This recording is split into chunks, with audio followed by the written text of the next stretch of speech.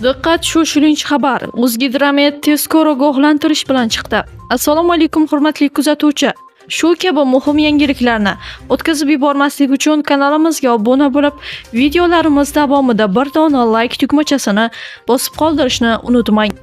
O'zgidromet 2025-yil 31 dekabrdan 2026-yil 5-yanvargacha kutilgan yog'ingarchilik va harorat o'zgarishi sabab respublikaning tog'li hududlarida qor ko'chish xavfi mavjudligini ma'lum qildi.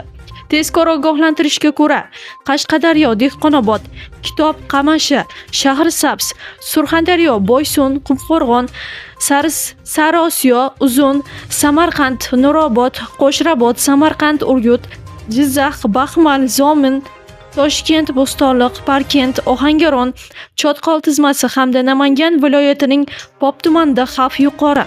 Mutaxassislar tog'li hududlarda istiqomat qiluvchi fuqarolar, dam oluvchilar va bu yo'nalishlarda harakatlanuvchi haydovchilarni ehtiyotkor bo'lishga, xavfli hududlarda harakatni cheklashga chaqirilmoqda deyilgan xabarda.